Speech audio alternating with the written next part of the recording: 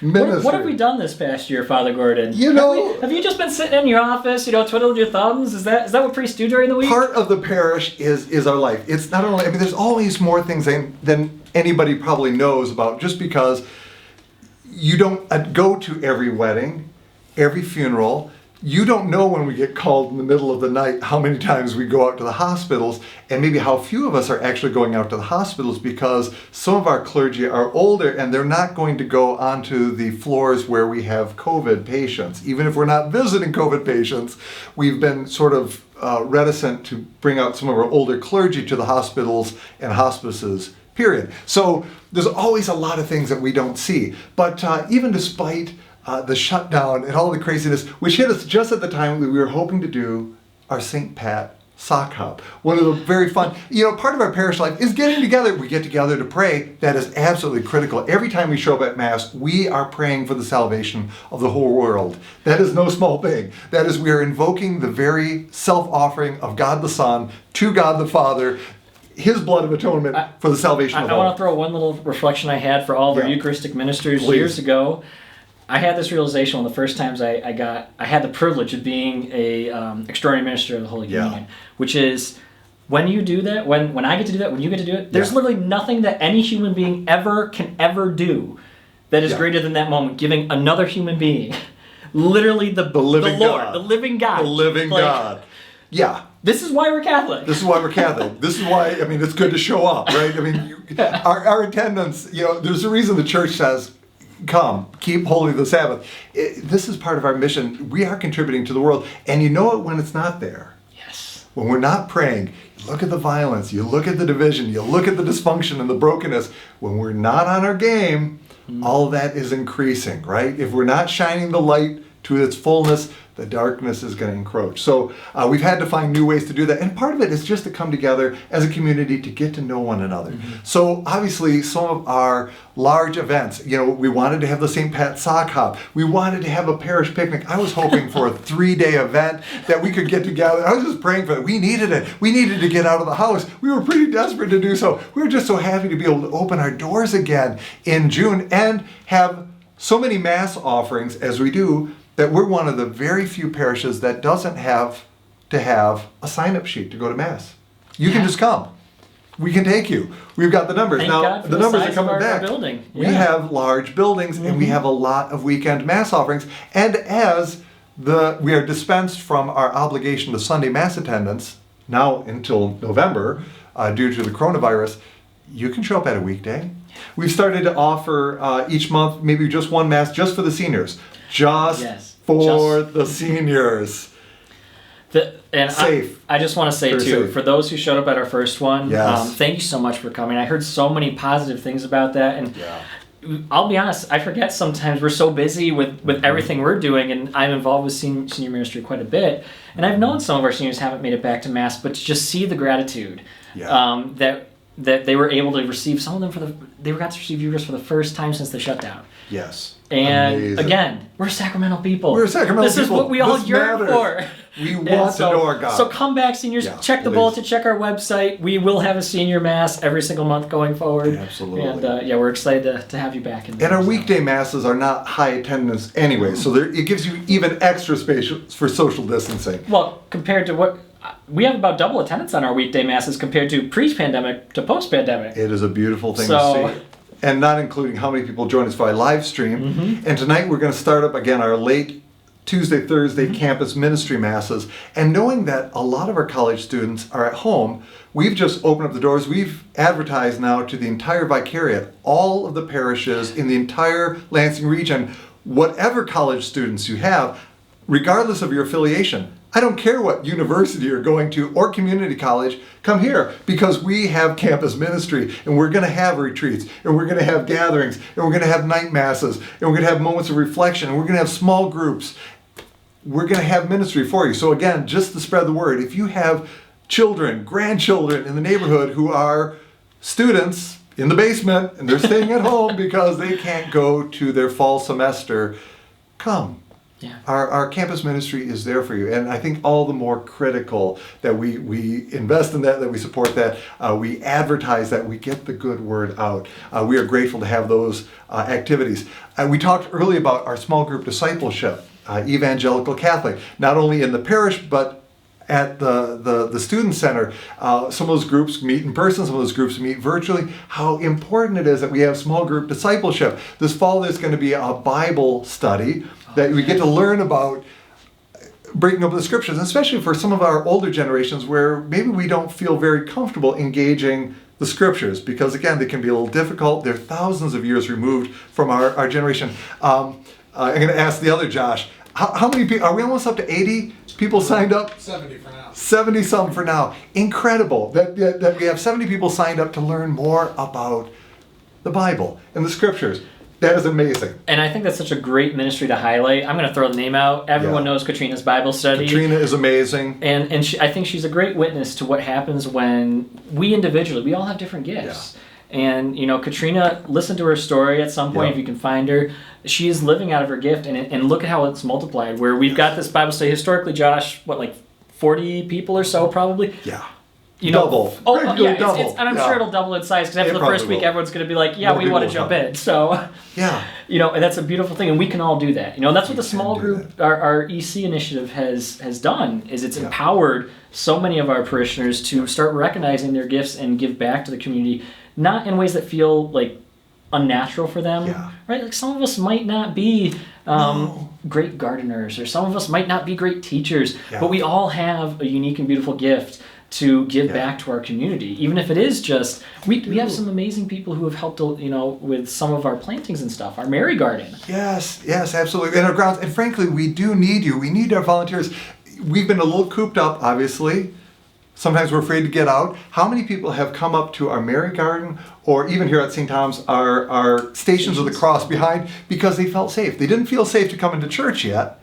That's okay. They felt safe to come and pray on the campus, and please. And especially in these times, it has hit us financially.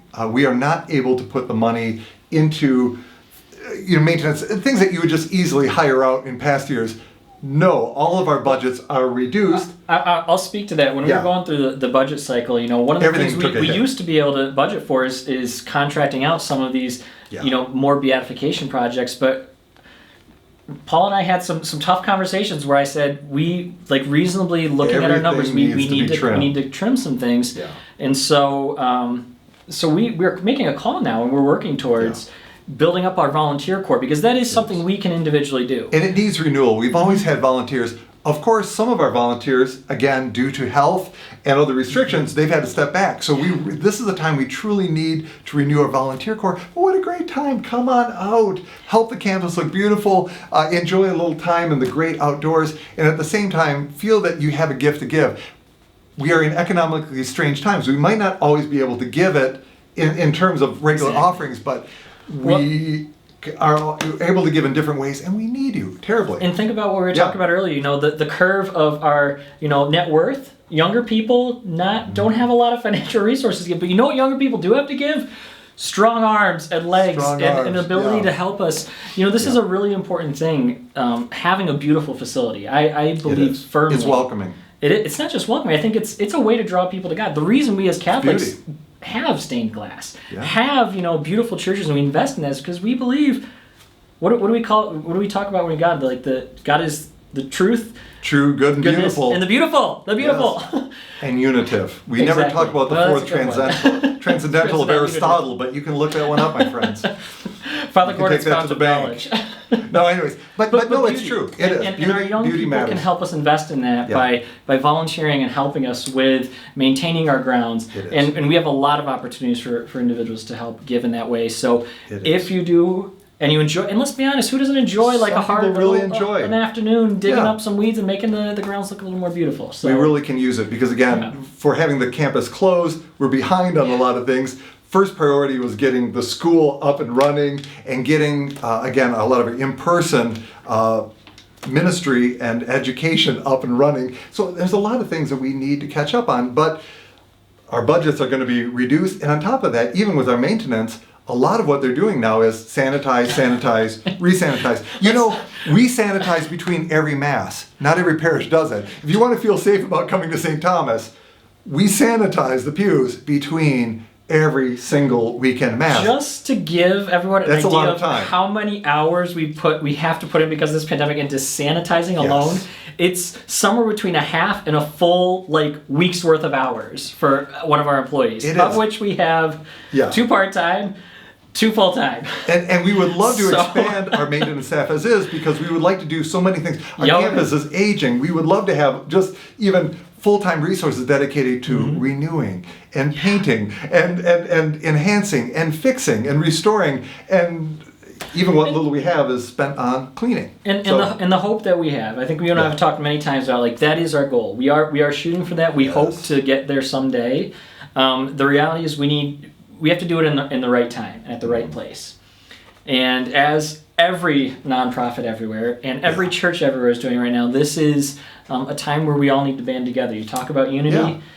We are one. We are one parish, and we all need to take that personal ownership and recognize the opportunities that we have to give back financially and not financially. Exactly. So there's lots of ways that you can volunteer. There's lots of ways that can help. And frankly, in these days, it's nice to get out of the house for any reason. So come on, enjoy the beauty of the campus. Make it even a little more beautiful.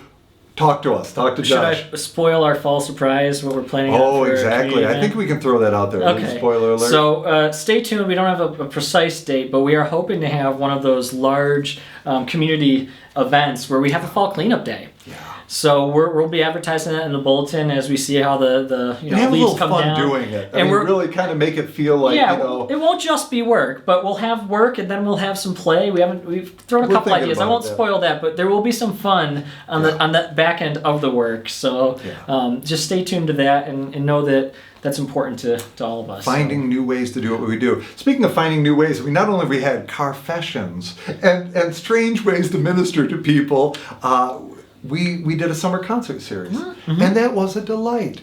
We knew we needed to come together. If we're not able to come together for a parish festival or parish picnic, just to have a number of Friday nights, and people can sit as far apart as they like.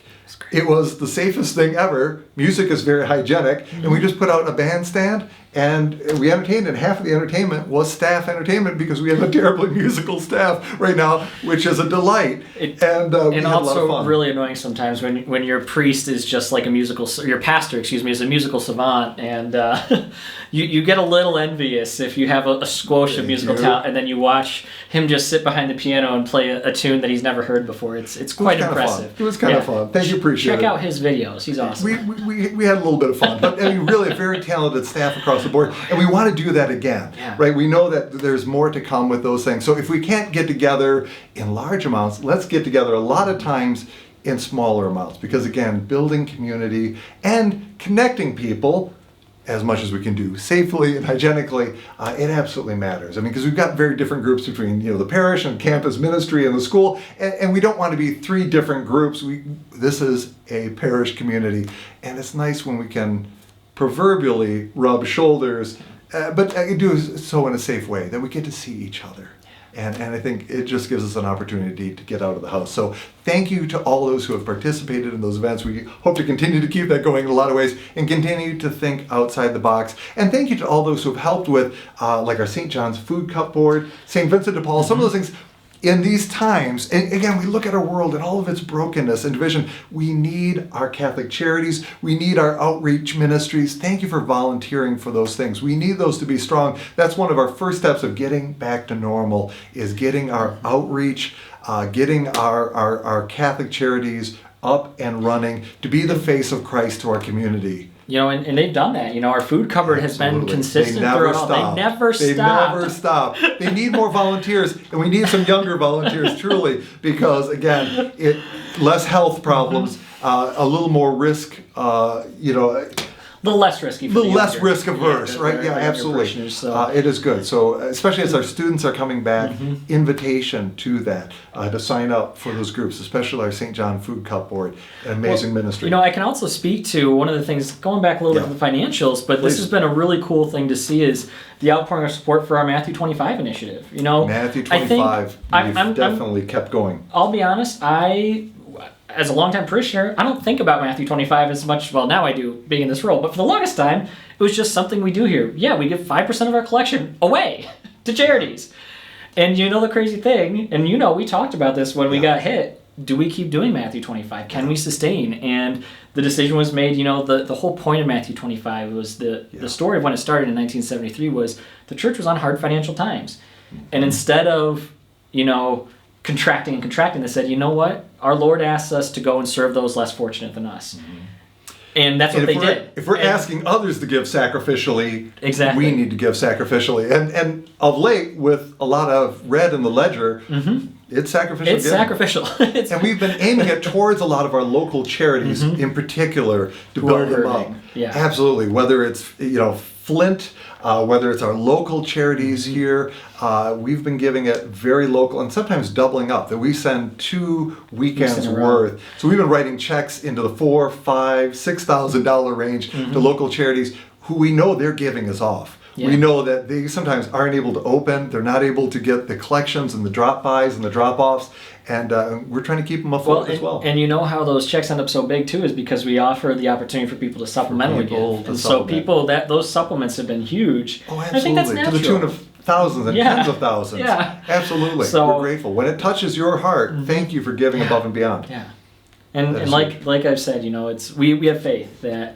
Yeah. That's why we kept Matthew 25 going, because we know that as long as we keep giving, we trust our community to step up when they're needed, to continue to help support our mission, and catch up on those deficits if and when they arise. And that really helps us to have, for one little parish, a worldwide outreach.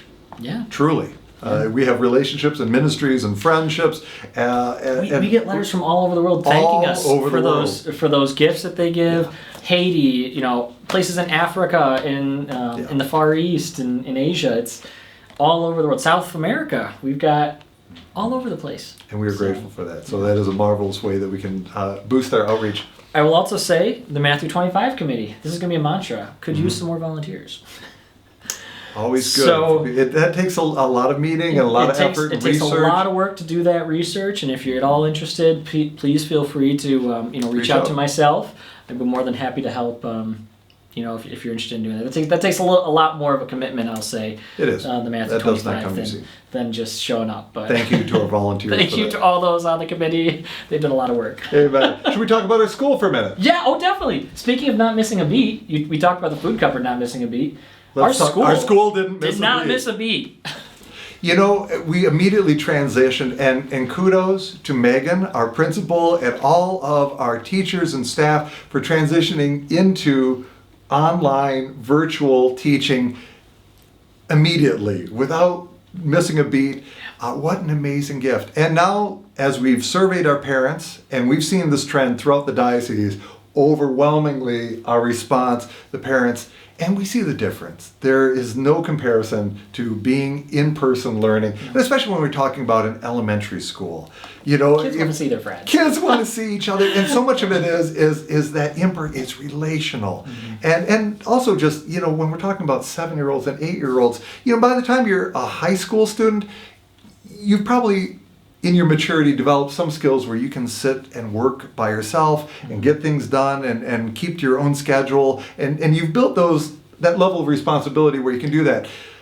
But to our youngest students, to expect them to take notes and take lessons and do this all on their own, praise God if your family has the ability where you have a parent or grandparent to sit with them through the whole thing. That makes a world of difference. Yeah. But to be able to come and be in person. This year we've had a wait list because, of course, we've had to social distance our classrooms for safety. We're trying to do this safely, and we are doing it safely, and it's beautiful. And it's a terrible happening. Problem to have families that want to send their kids in. We can't accept them. It does. It's a fun challenge that a number of our and maybe when, again, we move into later phases of the pandemic and we have less restrictions placed upon us, that we can accept more students, we would love to accept more students. But again, if you're looking into having a school that is meeting in person, please do call, please do talk with our front office. And even though, again, some grade levels have wait lists, others do not. And we would like to fill all the spaces that we can. We'd like to have this resource available to everybody who is in need of it, again. And I want to throw a shout out to if anyone needs tuition assistance as well. That was something the tuition assistance committee. We have a committee that don't let the numbers deter you. Reach out. We have set up an emergency aid form because normally no one is allowed it. You have to apply. There's a process. But we do still have opportunities for emergency tuition assistance as well. So just, again, contact me. I'll give you the form to fill out, and we can go from there. I realized there's one foundation we forgot to mention when we were talking about endowments and foundations. Please, Father Gordon. Give us the Education Foundation. Education Foundation. Which impacts our school heavily this year. It does. Education Foundation provides grants that help us with things that we more ordinarily wouldn't budget for. And sometimes there's special experiences, new initiatives. You want to try things, and especially in education, the technology. Always changing. Always changing. There's always something new. and this year, we certainly wanted to make sure that we are ready for if we have to go back to virtual. And there will probably be times in the year that we will have to. If we have a resurgence of the cold flu season, which we usually have every November, December, every year anyways, we just want to be ahead of it. And we want to make sure that we have the technologies that are most effective for our students to get as much as they can possibly get out of virtual learning as possible. And so we're grateful to them for doing that. And anyone who wants to contribute to that, again, reach out to me. But the Education Foundation, it was an interesting year and an interesting meeting because basically this year is tailor-made for what the Education Foundation is designed for. Yes. Everything's new this year, and we have all sorts of it was really wonderful to have those funds available to help us out. Grateful to the commission members and for all those generous benefactors who have made this. And again, it's beautiful to have those little reserves that you can tap when you have the need, so that every time there's a situation we don't have to exactly go out in the moment and then try to fundraise. It's a real godsend. Thank you to all those through your requests and your plan giving to make sure that those little funds are there generating resources every year, because every year there's something new that surprises us, and it's wonderful to have the resources there to count on when you need it and not to always have to go back and then start making calls every time something surprises us. And this is a surprising world. So thank you. Thank you for that. Anything as we're talking about, again, getting back to normal, campus ministry, school ministry, in the midst of the pandemic, anything that we want to share as far as making our environment safe to get back to normal. Well, I do want to make a shout out to our maintenance staff. I think it's really important to recognize those who, again, not missing a beat. We got up and running really quickly. We were shut down, unfortunately, with masses, but the ability to set up a procedure and consistently hold to it, to sanitize an entire church between masses, is not an easily to do it on limited funds, even more limited volunteers, limited hours, and all of that. And to make that happen, that's a real gift, and I think it shows too. And we see people. There's always. It's interesting sometimes the students, we need to, I think, reteach them how to socially distance sometimes. Absolutely. So we encourage everyone to be socially responsible, but by and large, after that first week, we've all adapted and we recognize what the important thing is, which is to keep each other safe by following the guidelines we've put into place.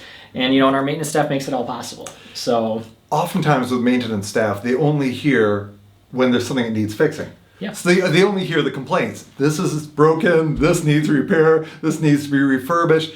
It's kind of nice to, again, give them a shout out because they have been on through all of this. No summer break for that. In fact, summer break is double down and get it done. And by the way, we can't even fund you the way that we would like to fund you. So again, when you see Paul LaCroix and any of our maintenance staff members, to give them a shout out for yeoman's effort in very difficult times. But again, we're trying to make sure that the space is safe. And again, for all of our extra, for our funerals, for our weddings, for all those special events that we're providing, and often now even live streaming with our new technologies, making sure that we can have those events and to have it in a new way and reach those who still aren't able to join us in person. we're making all of that happen, and that's a beautiful thing. I'll give a shout out to Josh Hamilton for going way above and beyond. He's Josh now is our a director of technical adult faith guru. formation, and so I consider this part of his job. But when he started doing all of this He's tech above and stuff, beyond. way beyond a youth Above minister. and beyond. Yeah, I still have a flip phone, and I'm happy to have a flip phone. And so I'm amazed to see what they are doing. They're directing the whole thing through their smartphone, and that's kind of a fun thing to see, just to look over and admire what we can do nowadays with these technologies. The whole staff. I mean, I'd love to shout out every to the whole single staff. You know. This has been an exhausting summer. Judy, our director of finance, Yes, is people one of you don't those see. hidden cogs that she has done a lot to keep us afloat, keeping the work that she has put in to keep on top of all of these changing situations and allowing us to continue to adjust and help us plan is invaluable. And keep reacting to an ever-changing number and all of that. Again, we always have to have our finger on the pulse of it's a miracle to where me. the budget is. One of the interesting things I was worried about from the start was cash flow. When March happened and we didn't have donations coming in, are we going to be able to keep current on our bills and stuff and payroll and all that stuff? But Judy, again, because she's always on top of everything, we've been able to keep rolling and keep people, keep continuing to pay people and keep our other bills current. So it's been, there's a lot of hidden warriors that keep this mission alive, and I just want to make a shout out to them too. Denise Sikorsky has done amazing with keeping on top of all the communication we do. We've do you want me to go upped through every staff member, because literally we they're all. We could. No, they're all important, and you might not always see them directly, but the amount of what they're doing, and of course, all of our ministries have had to have online components, and they've had to step up the game. And just think about all the ways we're communicating. I mean. Our social media communications, we still are doing the bulletins, we're doing email blasts, we're doing monthly newsletters, just because we realize a lot of folks aren't catching up via Facebook and YouTube and Instagram. And so a lot of these things that we're reaching out through in terms of, and we also have at least 3 websites between our school, St. John's and campus ministry, and the parish as a whole, at least 4 Facebook channels, Instagram channels, YouTube channels.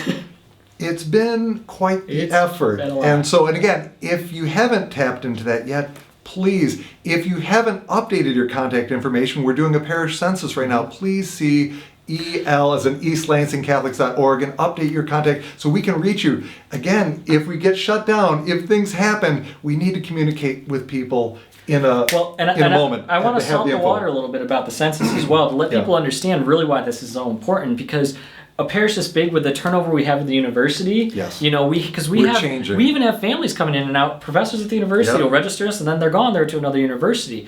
One of the ways that we can really be more efficient in our outreach is by making sure that we're connecting with those people who are most active. That's one of the big reasons we're doing the census, and we hope to do this annually so that those people who respond, you guys get first. You're first in line for all our communications, because that's just a more efficient way of doing it.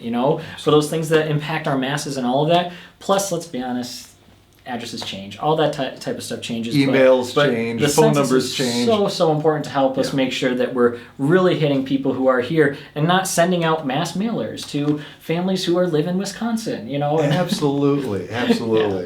Well, let's wrap it up. Thank you for all those who have been watching this. This has been a rather long and involved, but it's probably the first time we've ever done a live State of the Union annual address. And so we're going to just wrap up with a few final things, but I certainly want to thank you all, to those who have stuck with us through all of this.